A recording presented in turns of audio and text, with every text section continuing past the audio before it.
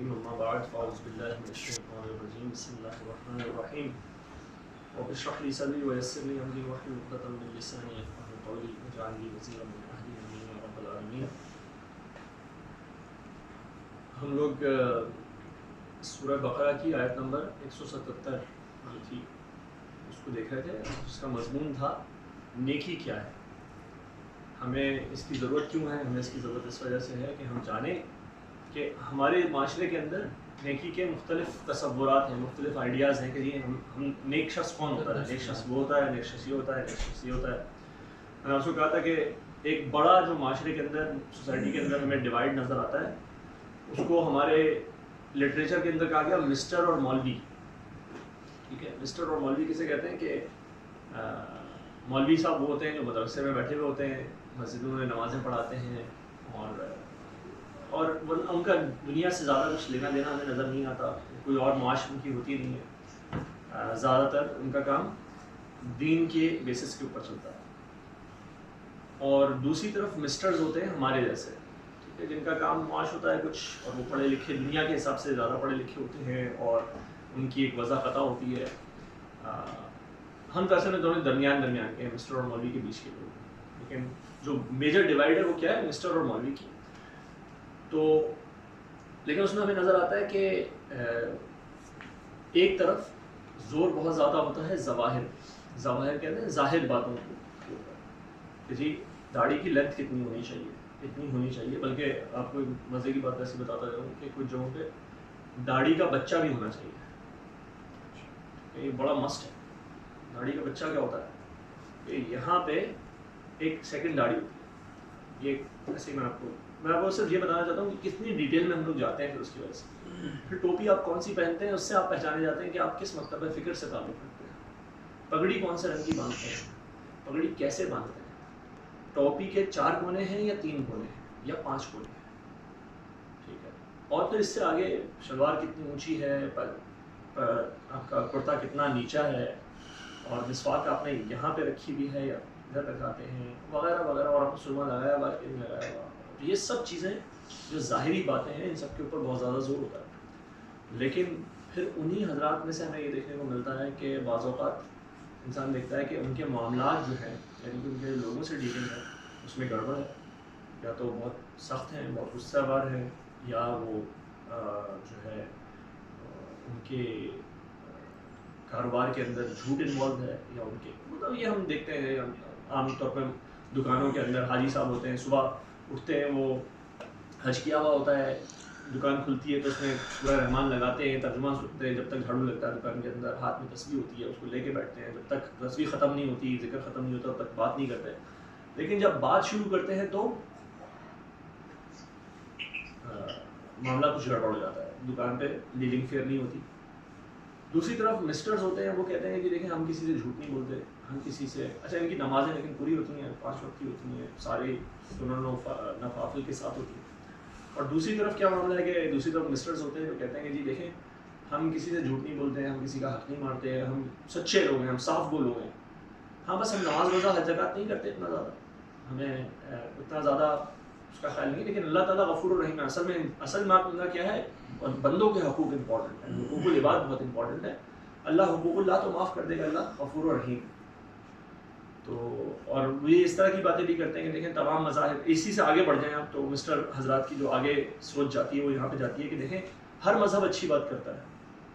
کوئی مذہب یہ نہیں کہتا کہ قتل کرو, کوئی مذہب یہ نہیں کہتا کہ کسی کی جیب کاٹو, کسی کا مال کھاؤ.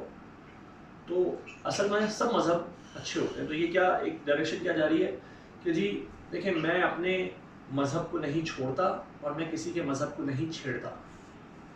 آپ اپنی جگہ صحیح ہیں, میں اپنی جگہ صحیح ہوں, تو بس الحمدللہ آپ اپنا کام کیے جائیں, ہم اپنا کام کیا جائیں گا. وہ کام بھی کیا ہے کہ بس میں کچھ نیکی کے کام کرتا جا رہتا ہوں. تو ہمیں یہ معلوم کرنے کی ضرورت پڑتی ہے کہ قرآن اور اللہ کس چیز کو نیکی کہتے ہیں. تو ہم نے پچھلی دفعہ بہت تفصیل میں اس بات پہ گفتگو کی تھی اسی آیت کے حوالے سے. یہ آیت جو ہے نیکی کے معاملے میں قرآن کا سب سے ایک کلیئر مقام ہے کہ اللہ تعالیٰ نے کہا کہ نیکی کیا ہے.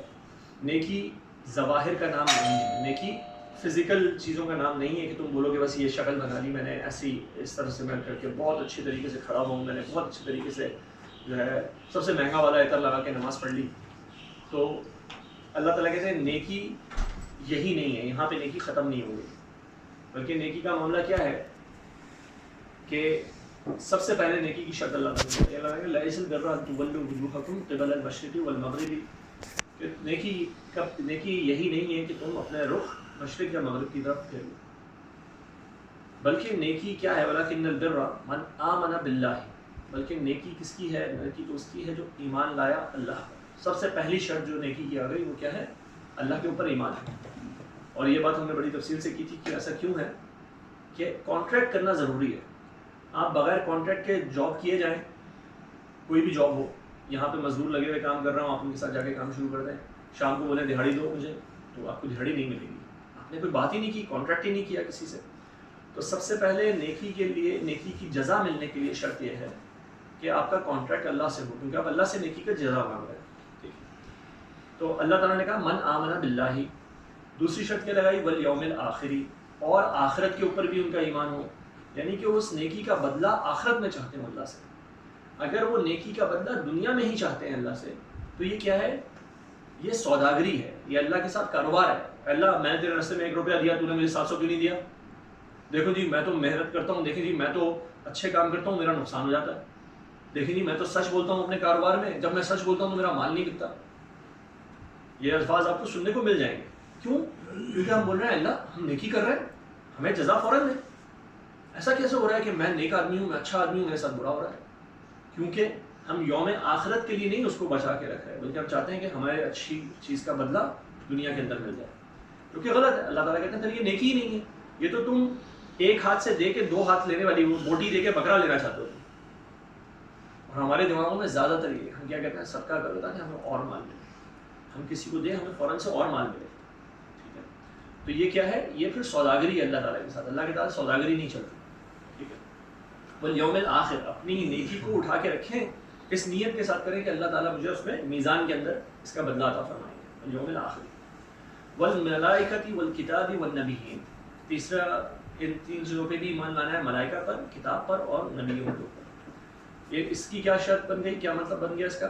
دیکھیں ملائکہ ہی کتاب لے کر آتے ہیں، ملائکہ حضرت جبریل علیہ السلام وہی لے کر آئے نبی کریم صلی اللہ علیہ وسلم، کتاب ملائکہ لاتے ہیں، اور کتاب بتاتی ہے اور ملائکہ بتاتے ہیں کہ یہ نبی ہیں، کتاب بتاتی ہے کہ یہ نبی ہیں۔ تو یہ تینوں چیزوں کو علماء نے ایک ہی ایمان کے اندر بند کیا ہے، انہوں نے کہا کہ یہ ایک ہی چیز ہے، ایمان بالغیب کہ زمرے میں آ جاتا ہے۔ اور یہ نبی کیوں ضروری ہے؟ میں نے آپ سے کہا تھا کہ نیکی کا جذبہ جو ہے وہ انسان کو غلط راستے پہ بھی لے کے جاتا ہے۔ ہر شخص نیک ہونا چاہتا ہے، ہر شخص چاہتا ہے کہ میں اپنے حساب سے کچھ اچھا کروں، ٹھیک ہے؟ میں نے آپ کو مثال دی تھی کہ ہٹلر بھی یہی چاہتا ہے کہ میں کچھ نہ کچھ اچھا کروں، اس کے نزدیک نیکی کیا تھی؟ یہودیوں کو مار دو، اس نے اپنے حساب سے یہ نیکی بڑے پیمانے پہ کمائی۔ تو اور پھر ہم دیکھتے ہیں نیکی کا ہی جذبہ جو ہے وہ انسان کو اس بات پہ بھی کہتا ہے کہ بھائی دنیا کو چھوڑ دو، یہ نیکی ہے۔ تو اور مذہبی لوگوں نے نیکی کے خیال کے ساتھ جتنے جرائم کیے ہیں دنیا کے اندر، اتنا خون بہایا ہے، لوگوں نے یہ سمجھ کے کہ یہ فلاں نے کہا نیکی ہے۔ اس کی مثال آپ کو تاریخ میں بہت ساری مثالیں ملیں گی۔ تو نیکی کے لیے ایک رول ماڈل ہونا یہ بڑا ضروری ہے کہ نیکی کے جذبے کو، نیکی انرجی ہے، ٹھیک ہے؟ یہ نیکی کرنے کا جذبہ جو ہے یہ ایک انرجی ہے، اور انرجی جو ہے وہ اپنا راستہ ڈھونڈ لیتی ہے۔ اگر آپ اس کو صحیح راستہ نہیں دکھائیں گے تو وہ غلط راستے سے نکل جائے گی، ٹھیک ہے؟ ایک غبارے میں ہوا بھرے، اب اس کا ایک جو انلیٹ آؤٹ لیٹ ہے، جو اس کا سوراخ ہے، اس سے ہوا نکل سکتی ہے، لیکن زور سے دبا دیں گے ہوا تو اندر ہے، اس نے پھاڑ کے نکل جانا اس کو۔ تو کیا ہوتا ہے ہماری زندگی اس طرح اس نیکی کے جذبے کے تحت خراب ہو سکتی ہے۔ تو اس کا سب سے بڑا جو مظہر بنا ہے، سب سے بڑی اس کی جو مثال بنی دنیا کے اندر وہ ہے جس کو ہم کہتے ہیں بھائی یہ کیا کہیں گے اس کو، یہ جتنے بھی دنیا کو چھوڑ دینے والے عقیدے لوگ، جی نیکی تو بس یہ ہے آپ دنیا کو چھوڑ دیں۔ اب نیک آدمی کون ہوگا ہماری ڈیفینیشن کے مطابق، اس ڈیفینیشن کے مطابق وہ جس کو دنیا سے کوئی سروکار نہیں، جس کو دنیا سے کوئی کام لینا دینا نہیں۔ اب دنیا والے ایک طرف ہو جائیں گے، سارے کے سارے گناہ گار ہیں مسلسل، اور نیک والے لوگ کون ہوں گے؟ وہ جو مسجدوں میں بیٹھے ہوں گے، خانقاہوں میں بیٹھے ہوں گے، مندروں میں بیٹھے ہوئے ہوں گے، چرچوں میں بیٹھے ہوئے ہوں گے، کلیساؤں میں بیٹھے ہوئے ہوں گے، بس وہ لوگ نیک بنیں گے۔ اور اس لیے یہ باقی کے لوگ ان کو او کریں گے کچھ نہ کچھ کہ بھائی ان کو یہ نیک لوگ ہیں، اب ہم جب بھی ہمیں دعا مانگنی ہے تو کس کے پاس جانا ہے؟ ان کے پاس جانا ہے، تاکہ یہ لوگ اللہ کے پاس ہماری دعا کو پہنچائیں. ہم سارے کے سارے گناہ گار ہیں، دنیا دار لوگ. ٹھیک ہے، تو نیکی کے لیے ہمیں رول ماڈل ملتا ہے. لقد کان لکم فی رسول اللہ اسوۃ حسنہ. اللہ کے رسولوں کے اندر، اللہ کے نبی کریم صلی اللہ علیہ وسلم کے اندر اور جتنے بھی رسول آئے ان سب کے اندر ہمیں نیکی کا رول ماڈل ملا. انہوں نے بتایا نیکی کیا ہے. انسان نے سمجھا جی اچھا کھانا پینا نیکی نہیں ہے، یہ تو گناہ کی بات ہے کہ اچھا کھاتے ہیں اچھا پیتے ہیں. اصل نیکی تو کیا ہوگی؟ اچھا کھانا پینا چھوڑ دو، اچھا لباس پہننا چھوڑ دو، اپنے جسم کو تکلیفیں پہنچاؤ. تو آپ نے دیکھا ہندوازم میں کیا ہوتا ہے، وہ کہتے ہیں جی 30 دن کھانا نہیں کھایا، وہ جوگی جسے کہتے ہیں.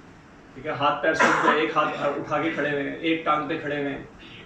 ٹھیک ہے، نہائے نہیں، یہ بھی ایک نیکی ہو گئی. نہ نہانا نیکی ہو گئی، کیونکہ نہانے سے جسم کو راحت پہنچتی ہے، مزہ آتا ہے.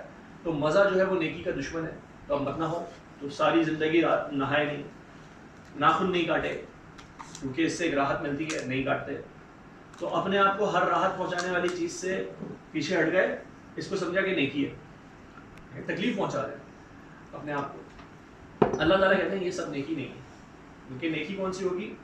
پہلی بات جو اللہ کے ساتھ کانٹیکٹ کے بعد ہوگی، ایمان اللہ پہ ہوا پھر نیکی بنے گی. دوسری بات کیا ہے کہ وہ نیکی آخرت کے اجر کے بھروسے پہ کی جائے، دنیا کے اندر اس کے اجر کی توقع نہ کی جائے. اور تیسری چیز کہ وہ نبی کریم صلی اللہ علیہ وسلم کے بتائے ہوئے طریقے کے مطابق. اب وہ انسان سمجھے کہ نبی کریم صلی اللہ علیہ وسلم تو اتنے روزے رکھتے تھے، میں کیا کروں گا؟ میں 365 دن روزے رکھوں گا کیونکہ میں تو بہت گناہ گار آدمی ہوں. نبی کریم صلی اللہ علیہ وسلم تو ان کا تو مقام و مرتبہ الگ ہے، تو میں گناہ گار ہوں تو مجھے ہمیشہ روزہ رکھنا چاہیے. تو یہ کیا کر رہا ہے؟ یہ اس نیکی کے درجے سے بڑھ رہا ہے، وہ جو اللہ نے معیار سیٹ کیا ہوا ہے اس معیار سے ہٹ کے نیکی کرنے کی کوشش کر رہا ہے. ٹھیک ہے، تو وہ طریقہ. اب میں شادی نہیں کروں گا. شادی کرنے سے کیا ہوتا ہے؟ بیوی ہوتی ہے، بچے ہوتے ہیں، پھر بندہ ان کے اندر کھپ جاتا ہے، بڑی مشکل ہو جاتی ہے اللہ سے لا لگانے میں. تو نہیں کرتے شادی تاکہ اللہ کی طرف اٹھ جائے. تو نبی کریم صلی اللہ علیہ وسلم نے کیا فرمایا؟ النکاح من سنتی، النکاح من سنتی فمن رغب عن سنتی فلیس منی. تو جو میری سنت سے رغبت نہیں رکھتا، میری سنت اختیار نہیں کرنا چاہتا، وہ مجھ میں سے نہیں، وہ پھر اس کا اس دین سے ہی تعلق ختم ہو. ٹھیک ہے جی، تو اب ہمیں نیکی کی شرائط کچھ پتہ لگ گئی. کیا ہے؟ اللہ پہ ایمان، آخرت پہ ایمان، نبی پر ایمان، نبی کے اسوہ حسنہ کے مطابق نیکی کرنا نیکی. اس کے بعد اللہ تعالیٰ نے اچھا یہاں تک بات ختم نہیں ہو جاتی، یہ تو ایمان کا حصہ ہے، یہ ہے ایمانیات. اس سے آگے آپ انسان جب نیک بنے گا، جب اس کو اللہ پر ایمان ہوگا، آخرت پہ ایمان ہوگا، تو اس کی سب سے پہلی جو کام اس کا سامنے آئے گا وہ کیا آئے گا؟ اس کو یہی محبت لوگوں سے ہوگی کہ وہ لوگوں کے لیے بھی اچھائی چاہے گا. یہ ایک شریف آدمی کی مثال ہے. ایک شریف آدمی نہیں چاہتا کہ کسی کا بھی کوئی نقصان ہو. آپ کو کسی کی چابی پڑی ہوئی نظر آتی ہے، آپ جا کے مسجد میں دے دیتے ہیں، آپ مال میں جا کے جمع کراتے ہیں کہ بھائی یہ کسی کی چابی ہے. آپ چابی اٹھا کے پھینک نہیں دیتے، کیوں؟ نہیں، کسی کی چیز ہے، کسی کے کام آئے گی. تو سب سے پہلے انسان دوسرے انسانوں کی ہمدردی اختیار کرتا ہے. اللہ تعالیٰ کہتے ہیں وَآتَ الْمَالَ عَلَىٰ حُبِّهِ، اور وہ مال کی محبت کے باوجود مال دیتا ہے. اس کو محبت ہوتی ہے، اس کی ضرورت ہوتی ہے اس مال کی، لیکن وہ پھر بھی دیتا ہے. کس کو؟ ذوی القربى والیتامى والمساکین وابن السبیل والسائلین وفی الرقاب. اللہ تعالیٰ نے کیٹیگریز بتا دی، ان لوگوں کی مدد کرتا ہے. سب سے پہلے بتایا قریبی لوگوں کی، ذوی القربى. تو سب سے پہلے جو نیکی کرنی ہوتی ہے ہمیں کسی کے سے بھی، انگلش میں بھی کہتے ہیں چیریٹی بگنز ایٹ ہوم. جو اچھا کام ہوتا ہے وہ گھر سے شروع ہوتا ہے. تو سب سے پہلے کسی کی بھی اچھائی چاہنی ہے تو اپنے گھر والوں کی اچھائی چاہنی ہے. اگر ہم اپنے گھر والوں کے لیے اچھے نہیں ہیں لیکن 400 میل دور جا کے کسی کو پیسے دیتے ہیں، ہمارے خاندان میں ہمارے رشتہ داروں میں کوئی شخص جو ہے وہ محتاج ہے اور ہم کہیں اور جا کے جو ہے وہ بڑے بڑے صدقے خیرات کرتے پھرتے ہیں، تو یہ پسندیدہ نہیں. اصول میں نے آپ کو بتایا تھا، کیا تھا؟ کسی کو یاد ہے کیا اصول ہے اس معاملے میں؟ الاقرب فالاقرب. الاقرب جو قریب ہے وہ سب سے زیادہ حقدار ہے. تو یعنی کہ سب سے پہلے آپ کے حقدار، آپ کی اچھائی کے حقدار آپ خود ہیں، آپ سب سے قریب اپنے آپ کے. تو اگر آپ یہ اچھائی اپنے اوپر اختیار نہیں کرتے تو پھر آپ کسی کے لیے بھی اچھائی نہیں اختیار کر سکتے. تو جہاز میں لکھا ہوا ہوتا ہے نا، جب ہم سیفٹی ویڈیو دیکھتے ہیں تو کیا کہتے ہیں؟ پہلے ماسک خود لگائیے پھر کسی اور کو لگائیے. کیونکہ اگر آپ نے خود نہیں لگایا تو آپ لگاتے لگاتے دوسرے کو بے ہوش ہو جائیں گے، تو پھر نہ دوسرا بچے گا نہ آپ بچیں گے. تو سب سے پہلے جو بھی اچھائی اختیار کرنی ہے وہ ہم نے خود اپنے اوپر اختیار کرنی ہے. پھر ہم سے زیادہ قریب کون ہے؟ ہماری بیوی بچے. اب ان کے ساتھ وہی اختیار کرنی چاہیے. پھر اس سے آگے پھر آپ کے رشتہ دار، آپ کے بھائی بہن، اور جتنا جو قریب ہے اس کا اتنا حق ہے. جو اگر کوئی دوست آپ کا آپ کے رشتہ داروں سے بہت زیادہ قریب ہے تو اس کا بھی زیادہ حق ہے. ٹھیک ہے.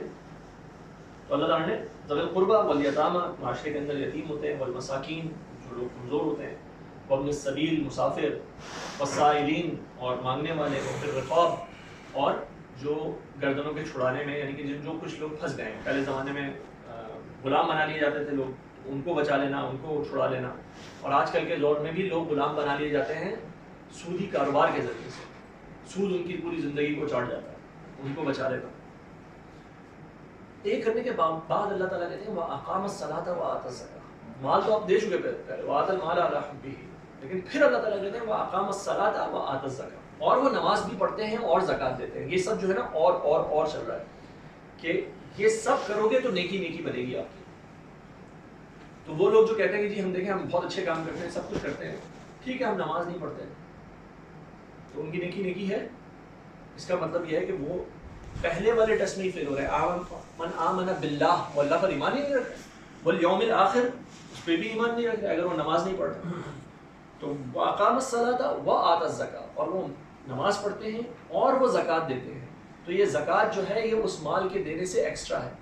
زکوٰۃ کا معاملہ کیا ہے؟ اللہ تعالیٰ زکوٰۃ کیوں ہمارے اوپر فرض کی ہوئی ہے؟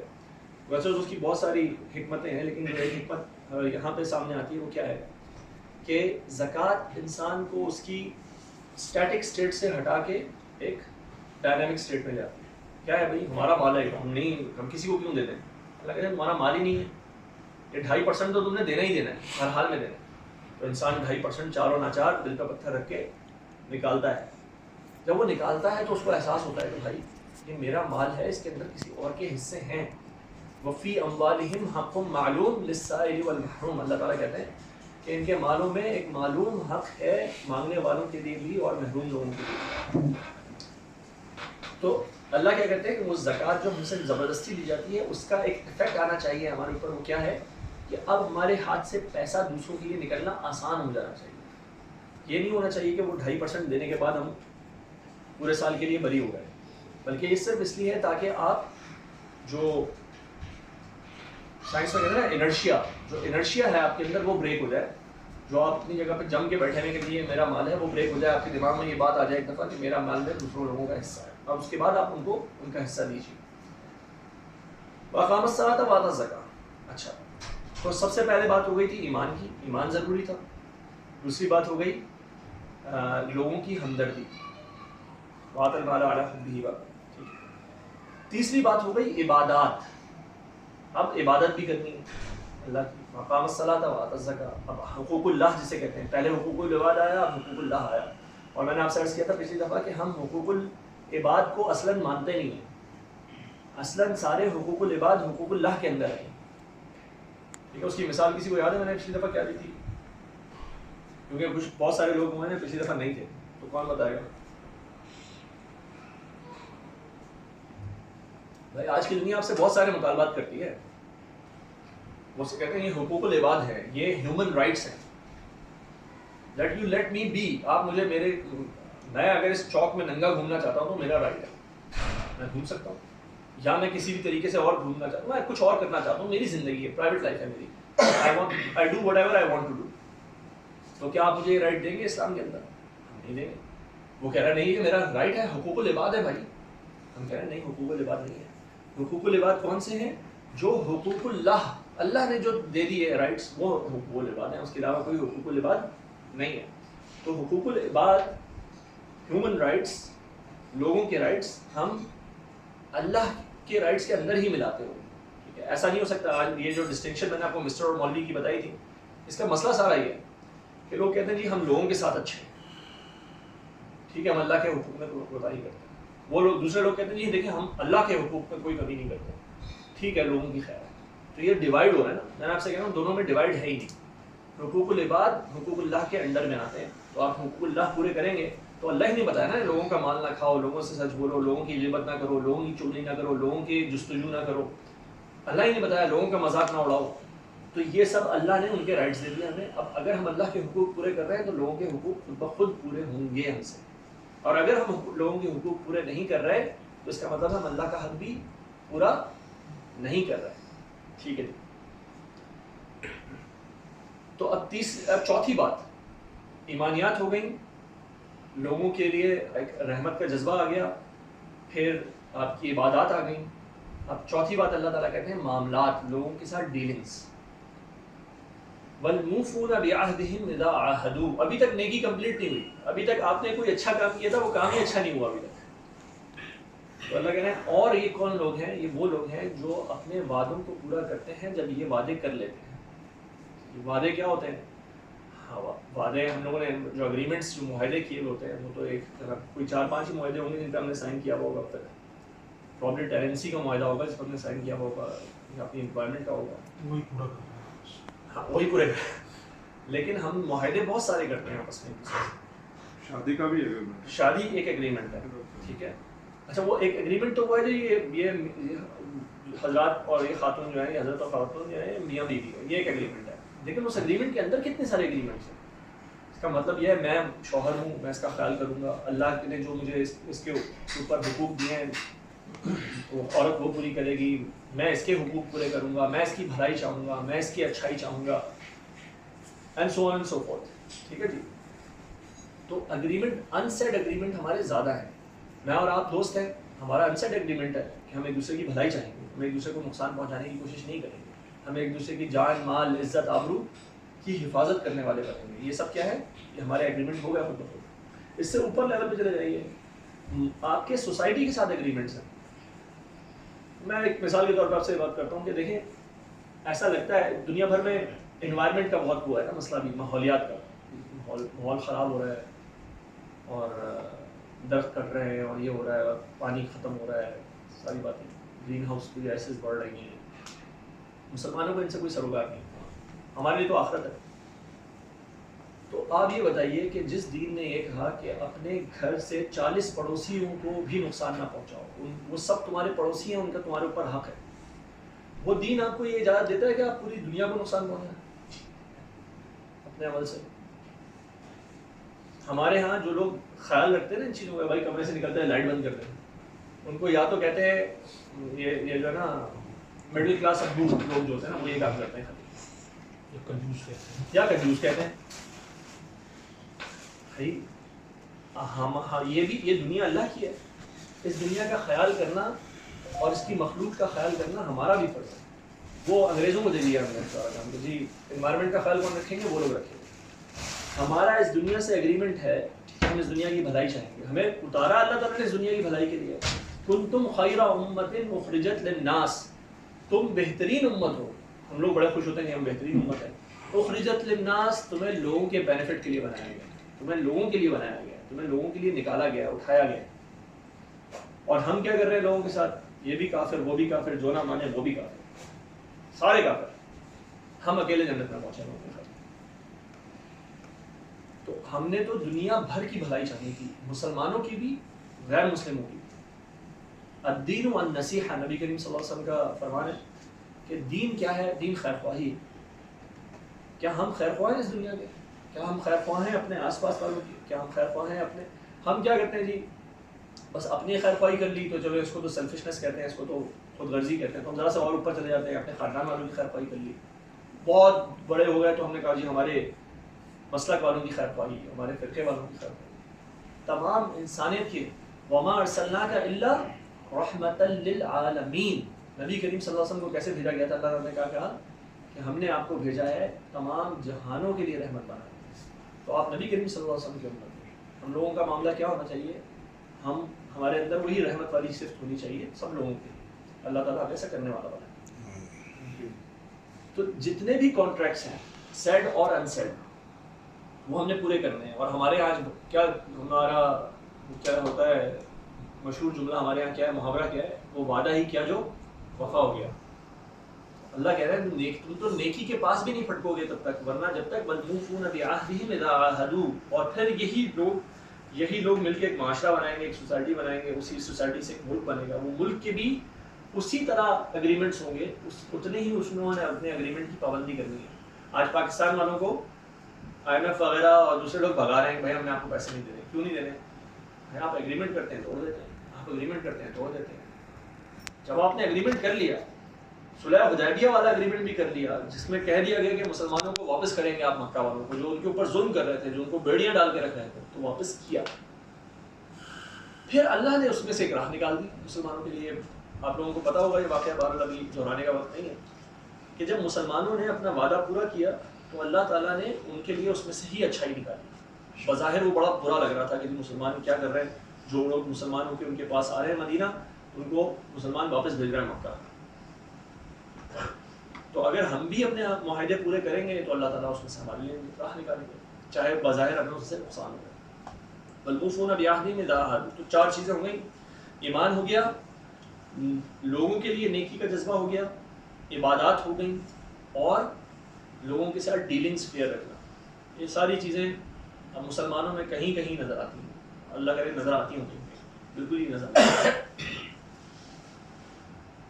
ابھی بھی نیکی مکمل نہیں ہوئی. اب اس سے آگے اللہ تعالیٰ نے کیا شرط لگائی؟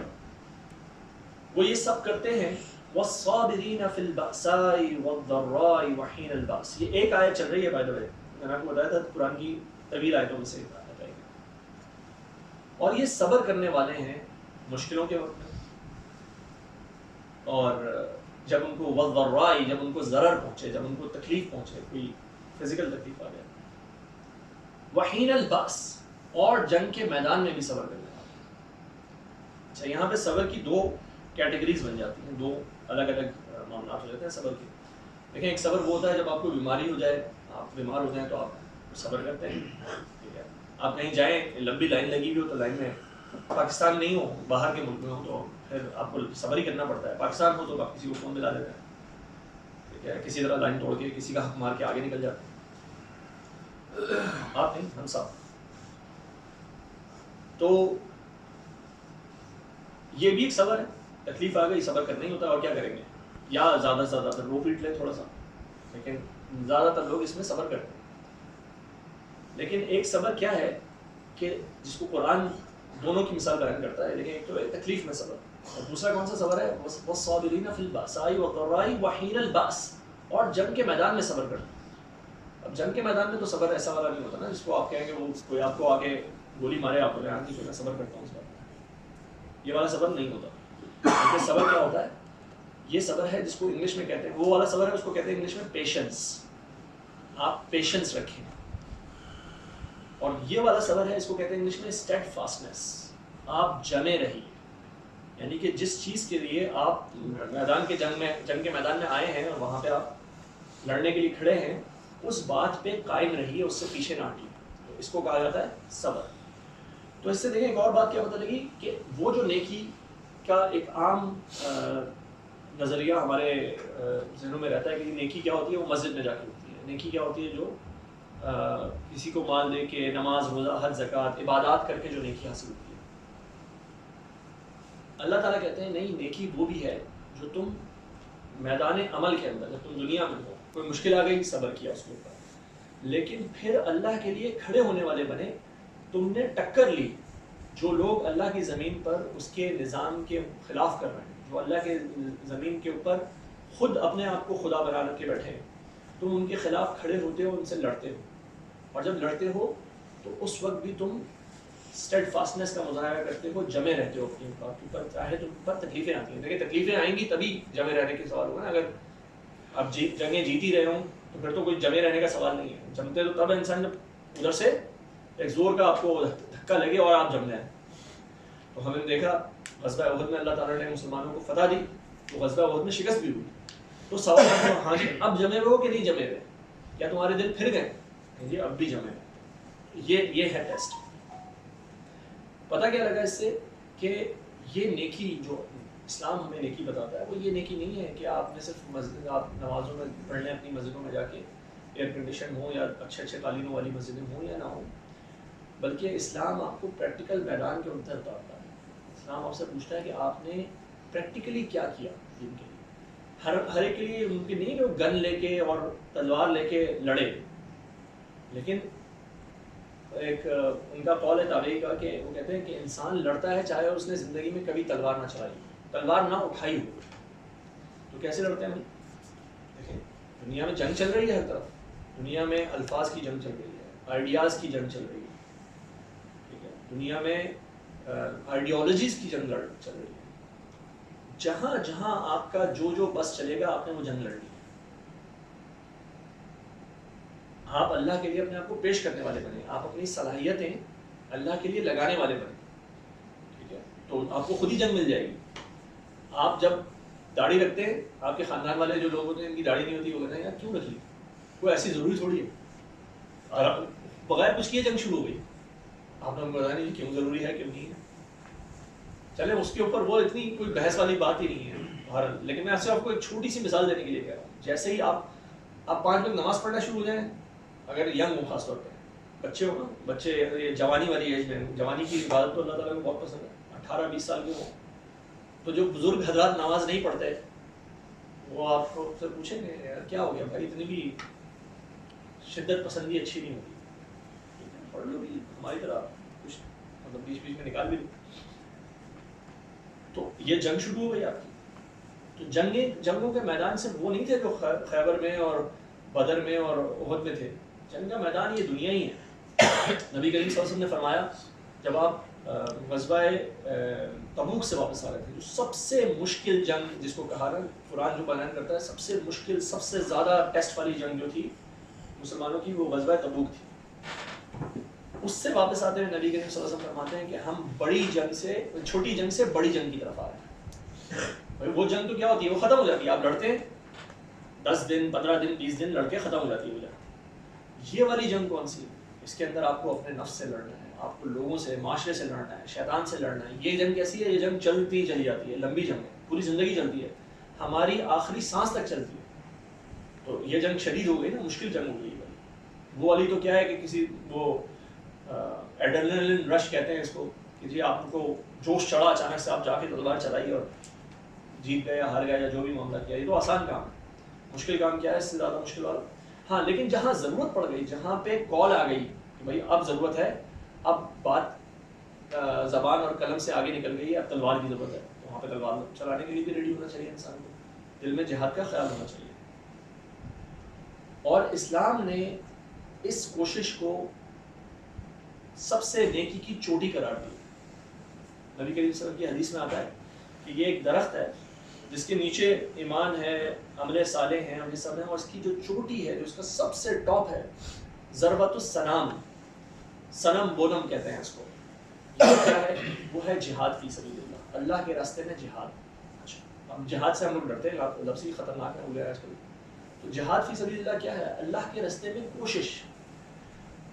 دیکھیں ہمارے سامنے ایک کوشچن آتا ہے، اور یہ کوشچن مطلب ہم سب کے سامنے ہونا چاہیے کہ بھائی ہم کیا کریں، ہم کہاں جائیں. اب اگر ہم مطلب کیا کریں بھائی، یہ جو دین کا مطالبہ دین کی باتیں آ رہی ہیں، تو کیا کریں بھائی؟ سب کچھ چھوڑ کے کہیں کسی پہاڑ میں چلے جائیں، سب کچھ چھوڑ کے صرف دین کے کام میں لگ جائیں، کیا کریں؟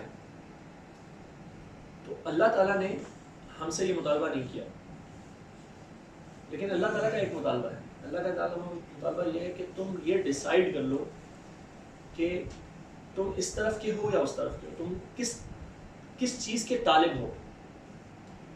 کیا تم آخرت کے طالب ہو یا تم دنیا کے طالب ہو؟ اگر ہم دنیا کے طالب ہوں گے، دنیا کے طالب مطلب طلب کرنے والے، دنیا کی ڈیمانڈ کرنے والے، تو اگر ہم دنیا کے طالب ہوں گے تو کیا کریں گے؟ ہم آخرت کو ایک ضمیمے کے طور پہ، ایک اپینڈکس کے طور پہ، ایک اڈینڈم کے طور پہ سمجھیں گے کہ جی دیکھیں ہم نے اصل کام کیا ہے. اصل کام یہ ہے کہ ہم نے دنیا کمانی ہے، دنیا میں ہمارے پاس اچھی چیزیں ہونی چاہیے، پھر اس کے ساتھ آخرت بھی مل جائے تو کیا برا ہو. تم جانو جو تم کو غیر سے رسم و راہ ہو، ہم کو بھی پوچھتے رہو تو کیا گناہ ہو. بس ٹھیک ہے، ہم کوشش تو ہماری ساری دنیا میں، پھر تھوڑا سا ٹائم بچا کے ہم آخرت میں ایک انویسٹمنٹ کر دیتے ہیں کہ ٹھیک ہے جی آخرت بھی مل جائے گی تو اچھی بات ہے. لیکن اللہ تعالیٰ کو یہ اس طرح سے معاملہ قبول نہیں ہے. یہ آج سورہ کہف آپ پڑھیں گے یا پڑھ لی ہوگی آپ لوگوں نے، تو اللہ تعالیٰ کہتے ہیں کہ قُلْ هَلْ نُنَبِّئُكُمْ بِالْأَخْسَرِينَ أَعْمَالًا، کیا ہم تمہیں بتائیں، پوچھئے ان سے کہ کیا میں تمہیں بتاؤں وہ جو اعمال کے حساب سے سب سے زیادہ خسارے میں ہے. جیسے ہم کہتے ہیں نا اللہ اکبر، اللہ سب سے بڑا ہے، تو یہاں پہ کیا گیا اخسرین، سب سے زیادہ خسارے میں کون لوگ؟ اخسرین اعمالا الذین ضل سعیہم فی الحیات الدنیا، یہ وہ لوگ ہیں جن کی کوششیں دنیا کی زندگی میں گم ہو کر رہی ہیں. انہوں نے اپنی کوششیں، دیکھیں ہماری کوشش، ہمارے پاس انرجی ہے، ہمارے پاس عمر ہے، ہمارے پاس صحت ہے، ہمارے پاس عقل ہے، یہ سب ہم کہاں لگاتے ہیں؟ کیا یہ سب ہم دنیا کے لیے لگاتے ہیں خالی؟ اگر ہم یہ سب دنیا کے لیے لگا رہے ہیں تو اللہ کہہ رہے ہیں الذین ضل سعیہم فی الحیات الدنیا، ان کی چاہے ان کی فیکٹریاں بن جائیں، چاہے ملینز آ جائیں، بلینز آ جائیں، ان کی ساری کوششیں دنیا کی زندگی میں گم ہو کر رہ گئی. وَهُمْ يَحْسَبُونَ أَنَّهُمْ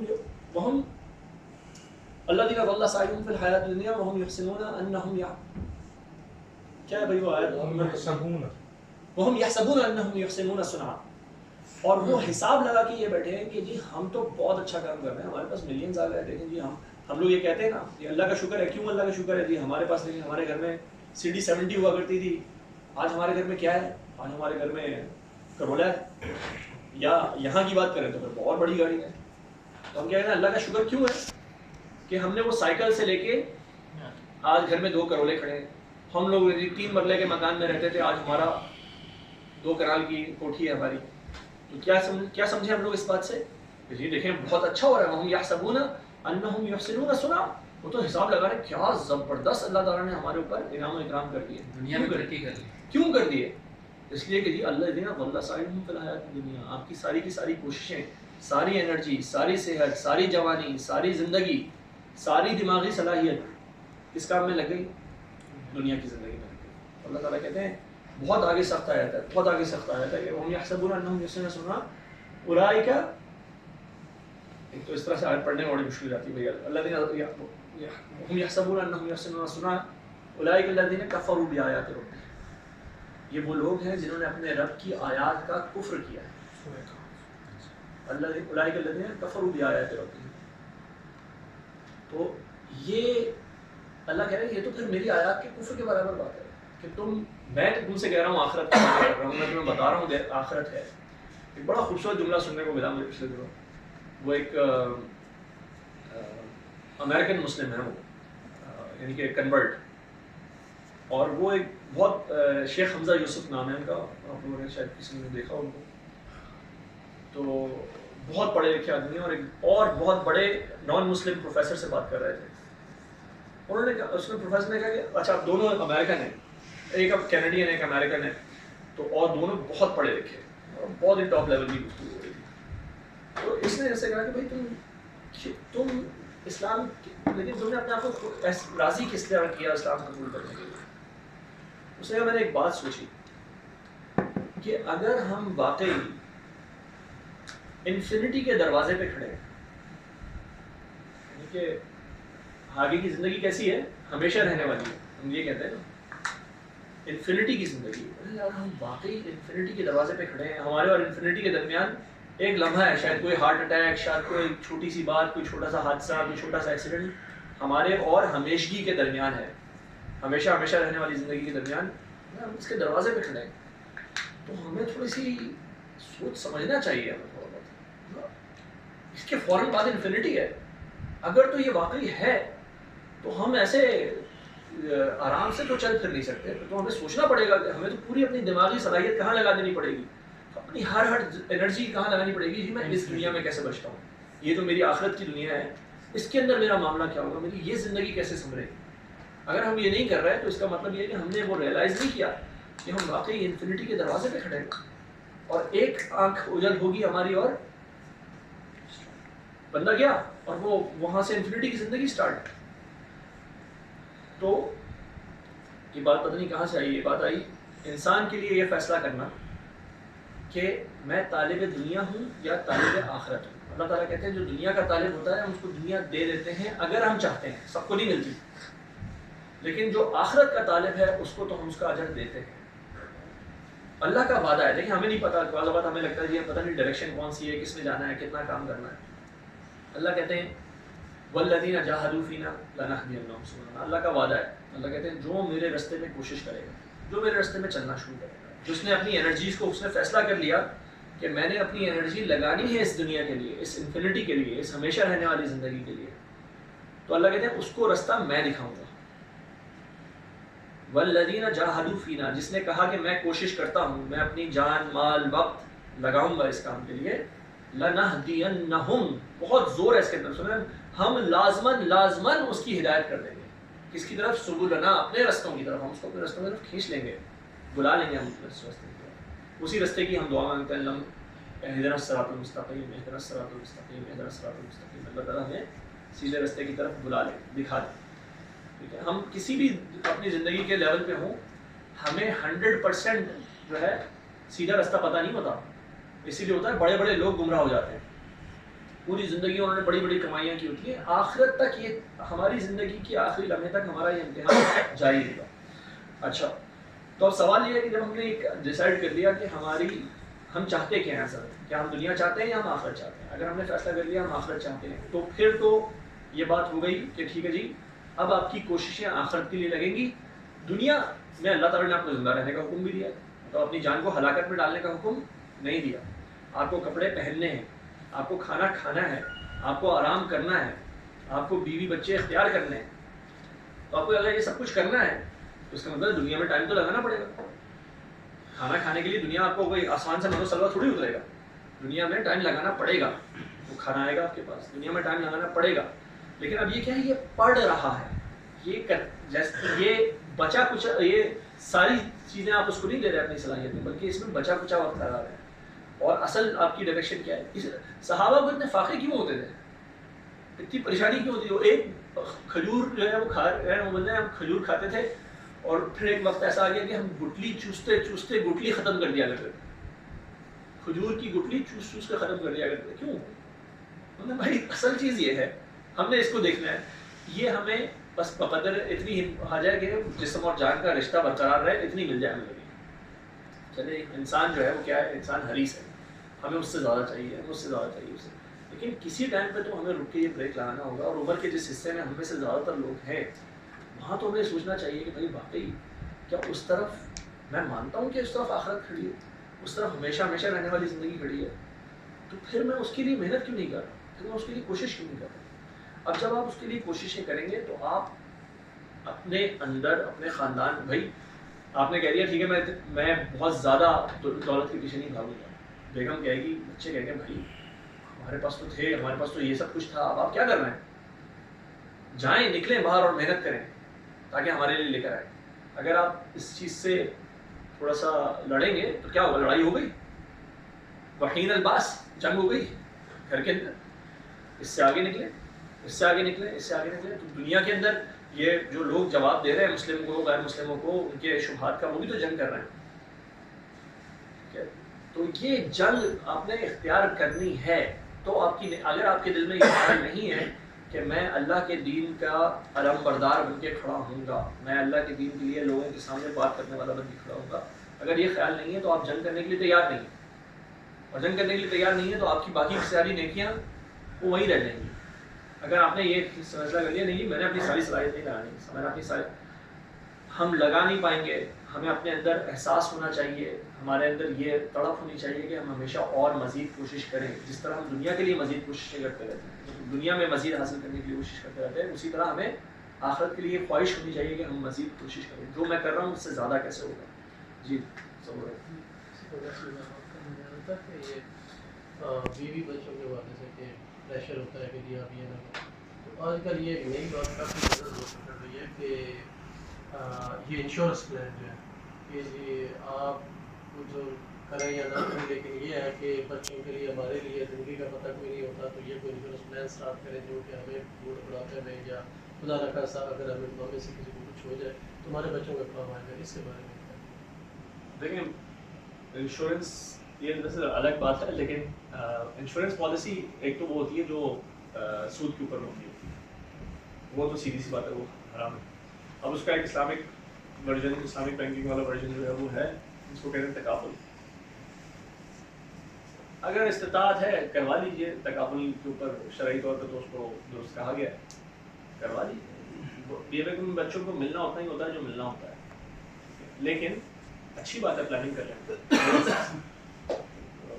اگر اتنی استطاعت ہے کہ مہینے میں کچھ یا سال میں جو بھی اس پر دینا ہوتا ہے وہ دے دیں اور یہ اطمینان ہو جاتا ہے کہ جی ہاں بیگم بچوں کے لیے کچھ نہ کچھ جب تک نہیں ہوگا تکافل کے اوپر اس کا جو ماڈل ہے وہ ظاہر سی بات ہے وہ سود والا نہیں ہے، وہ اسلامک والا ماڈل ہے، تو کر لیجیے اس میں. لیکن ہم نے تو الٹی انشورنس پالیسی لی ہے، ہم نے تو آخرت کی انشورنس پالیسی لی ہے. اگر کچھ بچ جائے تو اس میں ڈال دیجیے اگر استطاعت ہے. تو ہم نے آخرت کے لیے یہی والا کام کیا ہوا. ہم نے کہا اگر استطاعت ہے تو میں تھوڑا سا کام کر لیتا ہوں، جو بچ جاتا ہے سب کچھ خرچ کر کے پھر بھی بچ رہا ہے میرے پاس، یہاں میں نے جاب پہ بھی چلا گیا، ڈیوٹی کے کام بھی کر لیا، ایکسٹرا آورس بھی لگا لیے، جو کچھ مزید پڑھنا تھا وہ پڑھ بھی لیا، کھیلنا تھا تو کھیل بھی لیا، ایسا کچھ کر کے تھوڑا سا ٹائم بچ رہا ہے تو تھوڑا سا ٹائم اللہ کے لیے لگا دیتے ہیں.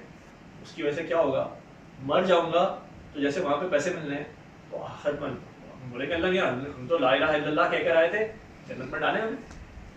بس یہ ہم نے وہاں کی انشورنس پالیسی لگی ہے. تو ادھر والی انشورنس پالیسی کا کیا کریں. اچھا اب یہ میں نے آپ سے کہا کہ یہ جو لڑنا ہے یا اللہ کے راستے میں کوشش کرنا ہے، یہ ہے اسلام کی سب سے چوٹی. اسلام اس کو سب سے بہترین عبادت قرار دیتا ہے. ہم اس کو عبادت ہی نہیں سمجھتے، لیکن اسلام اس کو سب سے بہترین عبادت اس کو قرار دیتا ہے. لیکن شرط اس سے بھی وہی ہوگی جو پچھلے ساری کی ساری عبادت ہے. یعنی کہ یہ لڑنے والا شخص بھی اگر اللہ پہ ایمان نہیں رکھے گا تو اس کی لڑنا بیکار ہے. اگر وہ آخرت پہ بھروسہ کر کے اگر وہ مال غنیمت کے لیے لڑ رہا ہے تو یہ اس کا لڑنا بیکار ہے. اگر وہ نبی کریم صلی اللہ علیہ وسلم کے بتائے ہوئے طریقے کے مطابق نہیں لڑ رہا تو اس کا لڑنا بیکار ہے. اگر وہ لوگوں کی ہمدردی نہیں کر رہا، اگر وہ اپنی عبادات پوری نہیں کر رہا، اگر وہ اپنے معاملات درست نہیں رکھ رہا. حدیث میں آتا ہے کہ شہید کی جو ہے سب گناہ معاف ہو جاتے ہیں لیکن اس کا قرض معاف نہیں ہوتا. معاملات درست نہیں ہے، کسی کا حق مارا ہوا ہے، کسی کا قرض دیا ہوا ہے واپس نہیں کر رہا، نہیں کیا، اس میں شہید ہو گیا تو وہ شہید کے لیے بھی ہے اس کا قرضہ معاف نہیں. تو یہ ہمیں بتاتا ہے معاملات تو وہ پوری شرائط پوری ہوئی اور آپ نے یہ کام کیا، آپ اس کے لیے تیار ہیں تو اللہ تعالیٰ کہتے ہیں ہاں یہ ہے نیکی. یہ سب کچھ کرو گے تو اولئک الذین صدقوا، تو یہ وہ لوگ ہیں جو سچے، جو یہ ہم دعویٰ کرتے ہیں نا، جو ہم کہتے ہیں کہ ہم مسلم ہیں، ہم مسلمان ہیں، ہم مومن ہیں، تو اللہ تعالیٰ کہتے ہیں یہ ہیں وہ لوگ جو ہم نیک ہیں. یہ لوگ ہیں اپنے دعوے کے اندر سچے جو یہ سارے کام کرتے ہیں. وَأُولَٰئِکَ هُمُ الْمُتَّقُونَ، اور یہ لوگ ہیں جو تقویٰ والے، یہ لوگ ہیں جو سچے لوگ. اس کے علاوہ ہم کہتے رہیں، سمجھتے رہیں اپنے آپ کو نیک، سمجھتے رہیں اپنے آپ کو پاسا، سمجھتے رہیں اپنے آپ کو اللہ والا. اللہ تعالیٰ کہتے ہیں یہ نیکی قابل قبول نہیں ہے ہمارے ساتھ. ٹھیک ہے. اور یہ جو میں نے آپ سے کہا کہ یہ جو لڑنے کی لڑنا، دیکھیں میں لڑنا کہہ رہا ہوں لیکن پھر اس کو میں تبدیل کر دیتا ہوں اس کو اللہ کے راستے میں کوشش کرنا. تو اللہ تعالیٰ کہتے ہیں وَلَا تَقُولُوا لِمَن يُقْتَلُ فِي سَبِيلِ اللَّهِ أَمْوَاتٌ، جو اللہ کے راستے میں لڑتے لڑتے پھر شہید ہو جاتے ہیں ان کو مردہ مت کہو، بل احیاء وَلَٰكِن لَا تَشْعُرُونَ، وہ تو زندہ ہیں، اللہ کے پاس رزق پاتے ہیں، وہ تو زندہ ہیں مگر تم ان کو سمجھتے نہیں ان کی بات کہ وہ اللہ کے پاس کتنے انعام و اکرام جو ہے ان کو مل رہا ہے. ان اللہ یحب الذین یقاتلون فی سبیلہ صفا کأنہم بنیان مرصوص. اللہ تعالیٰ کو تو اللہ تعالیٰ محبت کرتا ہے. اللہ تعالیٰ ان اللہ یحب الذین، جن سے محبت کرتا ہے، یقاتلون فی سبیلہ صفا کأنہم بنیان مرصوص، جو لڑتے ہیں اللہ کے راستے میں سیسا پلائی ہوئی دیوار بن کے، ایک دیوار بن کے لڑتے ہیں. یعنی کہ وہ اکیلے اکیلے لڑائی نہیں ہوتی. دیکھیں ایک لڑائی آپ نے اپنے گھر والوں سے کرنی تھی، بات ہوئی تھی ہماری، ایک لڑائی خاندان والوں سے کرنی ہے، یہ تو اکیلے اکیلے ہوئی ہے. لیکن ایک لڑائی دنیا سے کرنی ہے، پوری دنیا کو اللہ کے دین کی طرف لے کر آنا ہے، ان کے باطل نظریات سے لڑائی کرنی ہے. تو یہ اکیلے اکیلے کرنے والا کام نہیں ہے. یہ کام کیسے ہوگا؟ یہ ایک دوسرے کے ہاتھوں میں ہاتھ ڈال کے مضبوط کر کے ایک دوسرے کو ایک ایز اے قوم، ایز اے ملت، ایز اے امت کھڑے ہونا ہوگا اور یہ کام کرنا ہوگا. تو اس لیے اس میں یہاں پہ یہ والی بات کیا جاتی ہے کہ یہ جو بڑے کام جتنے بھی ہوتے ہیں